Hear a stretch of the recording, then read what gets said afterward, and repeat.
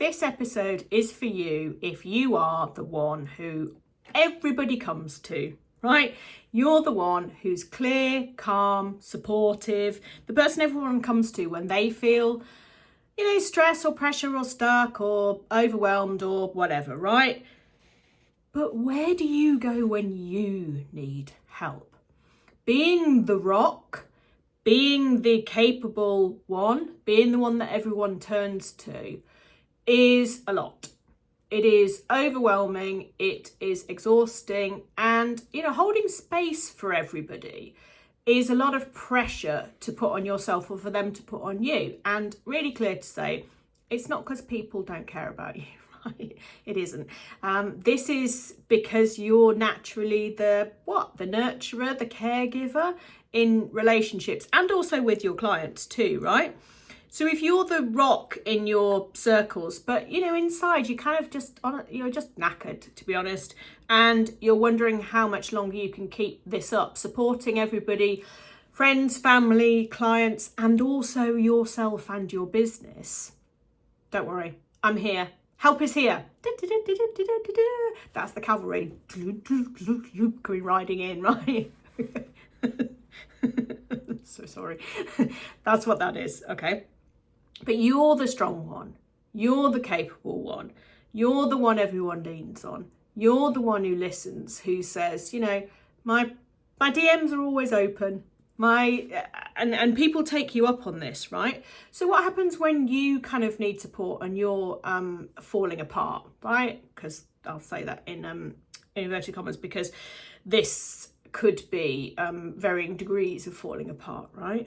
From just having I've had enough today through to full-on breakdown. But this episode is for the helpers, the supporters, the quietly holding it together women out there who give amazing advice to everyone else, but you feel kind of untethered inside and unsupported. And it isn't with any sort of malice or anything. It's just, I wish there was a me for me. Yeah. And I don't think that any of us haven't thought that at some point, that I wish there was a me, someone like me for me. We all have friends or good business connections or a part of spaces and all that. But sometimes it would be really nice if somebody was just there purely to support you, right? And maybe you felt like because you're an expert in what you do, right? Maybe there's an element of, I can't be vulnerable here. I can't say, I don't know, or I'm having a tough time, because that means that, she's valuable. She's not as strong as she said. She's been lying to us the whole time. We thought she was Superwoman, but turns out she's just human like us. And I don't think that is how anybody thinks, but that's how we think people think, right? And it's absolute madness. And I have absolutely always been that person. Various people have said to me over the years that I need to let people in a little bit more. And my answer to that is always no, I don't. Thank you. Get out of my business. However, as I've got older, softened my edges a bit, I think, and also really importantly, once I had my autism and ADHD diagnosis, autism particularly, I realised that this was kind of a coping mechanism for me. I need to know everything. You can ask me anything and I'll know the answer. And if I don't know the answer, I can Google it within 23 seconds and skim read something and know more than, lots of people could in really, no, I'm not going to say 5 years of study. Absolutely, that's not the case. But I'm really good at picking stuff up. And that's a great thing of my autism, right? Being able to just go, yeah, right, I know, I get it now. Or I get it enough to be able to explain it to you, right? But that comes with a lot of pressure on it as well. And certainly back in the days when I had a job, which is 14 years ago this year, so a long time ago, let me just, I remember vaguely.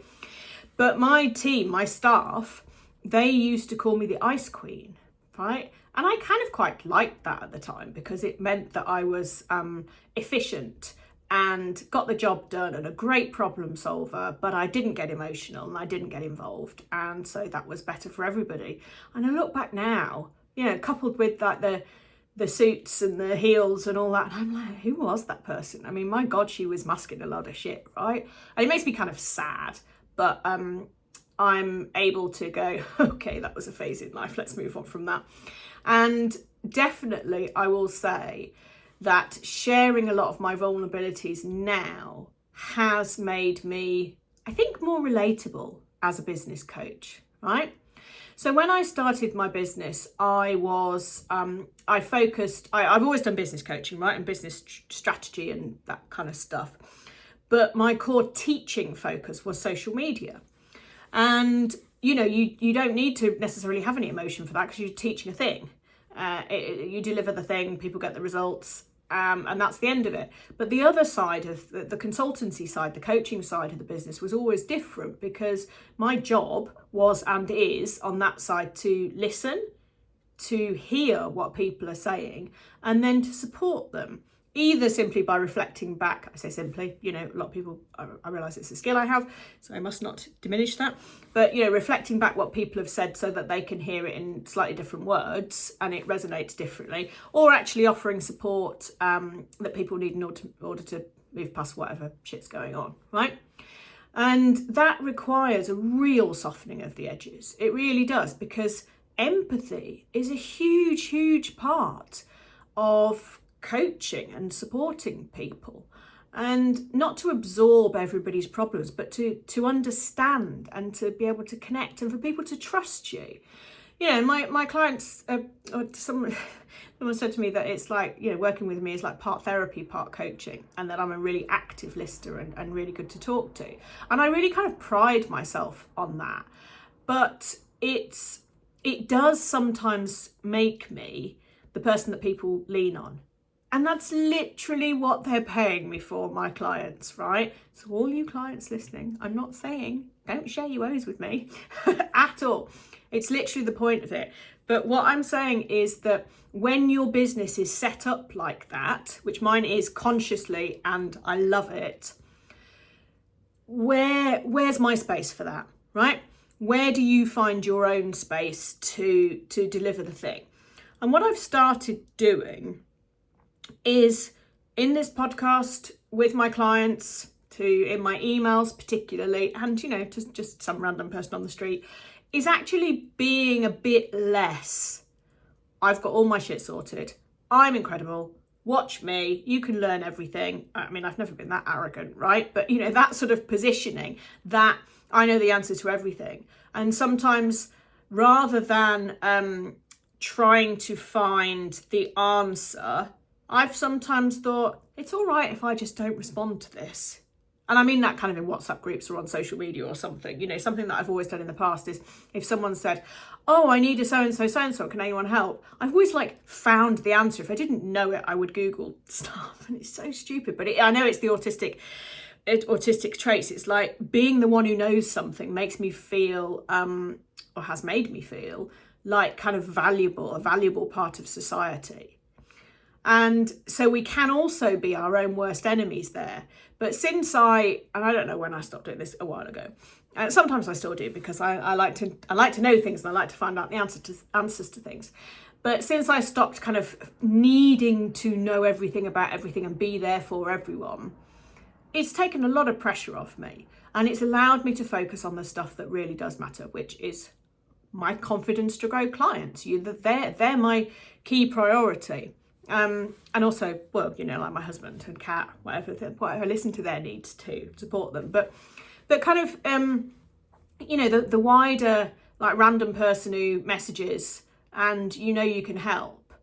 I mean, I've always responded, brain pickers, I don't mean to go off on too much of a tangent here, but, you know, if that message is, right, I need your help, and I say, okay, well, here's a link to book a paid session with me, that's different. You know, I don't mean that I would never charge for support, but the kind of emotional support of listening to people and taking everything on, I approach it differently.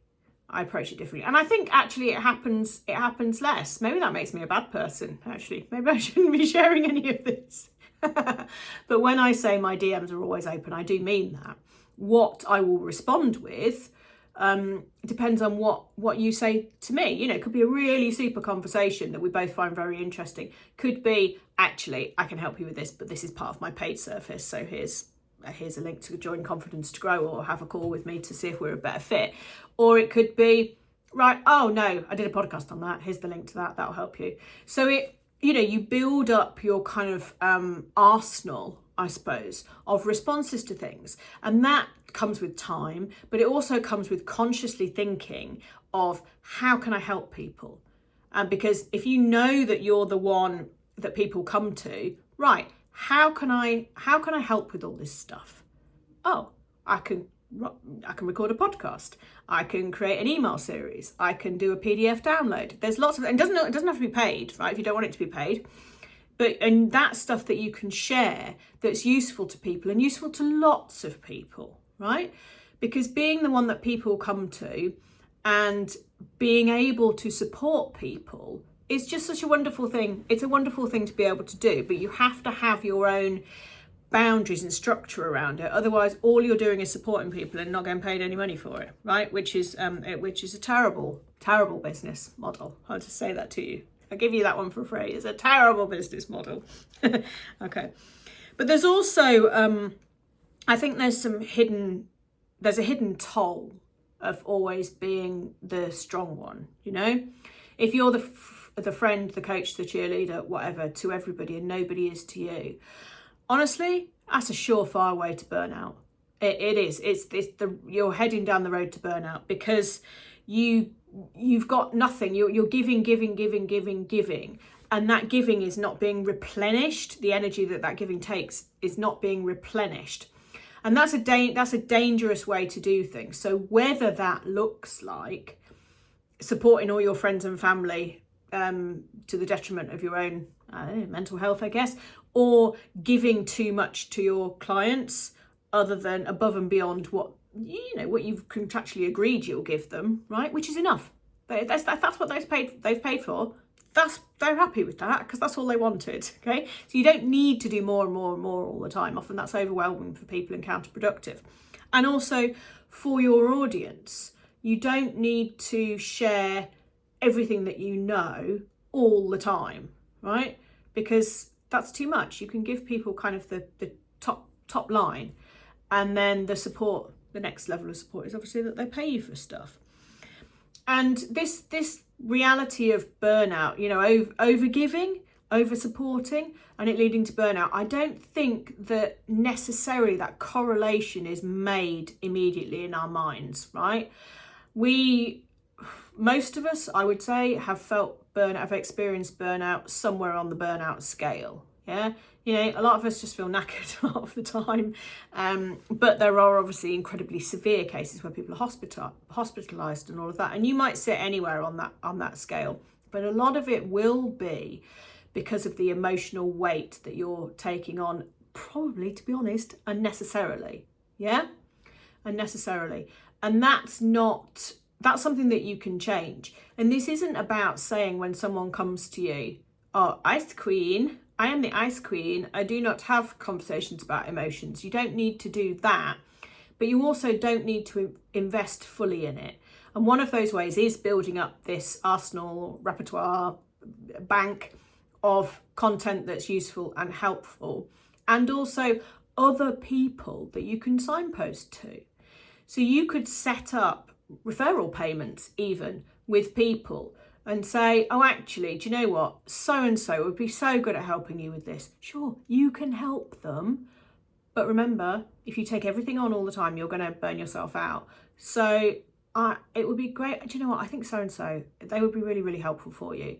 And you can pass them over to whoever else it is. And if they end up working with that person or getting support from that person, you can get a kickback. These are referral schemes, formal or informal, that you can set up with a whole network of people who might be helpful to you. And you can also do, as I have done, because someone who you don't even necessarily know who they are has posted in a local Facebook looking for something, you just don't have to reply, okay? You can just go, yes, I could find the best gardener within a 10-mile radius, but actually, I'm just going to leave that to somebody else who actually knows the answer and has someone personal that they can genuinely refer to, okay? You don't have to take all of this on yourself, because it's a thought creep, right? It takes up headspace that does not matter. And all of that is going to put an emotional toll on you that, you don't need, right? You just don't need. So let's talk about the difference between external success and internal chaos, right? I am sure you are very familiar with what I am talking about. You know, on the outside, when you've got everything sorted, and on the inside, you're like, I do not know what I'm doing. Yeah, that. And if actually perhaps the two married together a little bit more, or you allowed yourself on the outside to be a little less polished and perfect, the internal chaos lessens, because presenting yourself in one way as this super polished and perfect person is bloody hard work. I mean, I don't know about you, but I'm just not that. I mean, you probably know that. You probably know me well enough by now, even if you're this is the first time you've ever listened to this or watched this on YouTube. You know, in the last 15 minutes, you probably realised, oh yeah, no, actually, she knows what she's talking about, but she's also a little bit of chaos. and that's okay. And I kind of don't care that people know that. I spent too long trying to hide that, and it was not good for me. And certainly when I hid all that and was the ice queen in my job, I mean, I burnt out. I absolutely burnt out, and I walked out, and I never went back. And I'd been there for years, and I loved that job, and it was a fantastic job with a fantastic salary, and all the holiday. Got like 8 weeks a year holiday because I was in the public sector, and we got bonus weeks and blah blah blah blah, and pension and all that. And I just walked out. And I was so thin, so skinny, because I'd lost loads of weight because of the stress, and a lot of it was because I was just holding everything in. And inside was a mess, but I was presenting as the dresses and heels, super sorted kind of ice queen, manager. And it's really difficult. So the more you allow yourself to blend those two sides, or dovetail those two sides, right? Because there's some stuff you keep to yourself, and we do all show up. We don't go out in our pajamas, for example, whereas we might stay at home and work in them. There's kind of that's why I say, like, marry the two, blend the two, dovetail the two. The more you allow the softening of the external perfection to better reflect what's going on, honestly, the more you're going to resonate with people, the more people are going to trust you. And the more, when they work with you and they find out what you're really like, maybe, they're not going to go, what the F? This is not the person that I expected. So that's one of the things really that kind of the COVID and then post-COVID world brought about, was that everybody just started working from home. People did do calls in their pajamas and no one cared. It was the end of solicitors wearing suits and ties, because why are you going to sit at your desk at home and do that, you weirdo? And so it is easier to be. It's easier to be who you are now, because there isn't the need to conform in the same way. And also because, us with our own businesses, oh my goodness, it is easier to do that, because we just get to present as whatever the hell we like. So, and other people just have to accept that. Like editing this podcast. Hi Nick, hi Nikos. Thanks for managing my chaos. And it's just to check you're listening, by the way. I did say I would mention you if you said just to check you were listening. There's people that we have around us whose job it is to kind of support in the way that we need supporting, right? So there's no need to be polished and perfect with the exact people who are there to help and support. So if you've got a mini team, I've got my podcast team who are absolutely incredible, and I've got my VA, And and honestly, that's kind of it actually. But I've got my family, obviously. I've got my husband, and I am the way that I am with them, and I over explain everything in emails, and I ask way too many questions probably. But I don't apologise for that anymore, because it's who I am and it's why I'm like I am, and all of those things actually make me a really good coach, because I am naturally inquisitive and I do really, really care. And I think that's kind of quite a nice blend, but I don't try and hide any of the other stuff. This podcast wouldn't exist if I was perfect because I'd have nothing to talk about, and it's really boring. I think that's really boring. It's not real. So I just want to give you the permission to not have it all figured out, right? Just because you help others. It's really hard to admit that sometimes, but here I am admitting it to you, and you can admit it right back to me. You can help others and still not be absolutely perfect and absolutely sorted. And honestly, just saying that, no one's going to think, well, I'm not going to work with her anymore, because they will have already decided that they don't want to work with you, or they do want to work with you. People, we get attracted to people that we choose to work with or to be friends with or whatever, because of the way that they are. And if sharing vulnerabilities is part of that attraction, then sharing those vulnerabilities is a good thing, right? If you stopped doing that, it would be like you'd put this wall up and put these barriers off, and that would actually turn people off. And the same if you have all those barriers up and you're like, super polished all the time, but it's killing you to always be like that and to always be the one who supports other people, you're not going to be able to sustain it. And people like you better if you just go, yeah, do you know what? It's me, innit? Here I am. Getting help, though, is hugely important. And that's one of the things that I've always done in my business, is I've pretty much always been in some sort of program or mastermind, because I've always needed people to talk to. I find it difficult. I tell the truth, I find it difficult as a business coach. People are asking for business support, which is literally what I'm paid to give people, coaching and all that.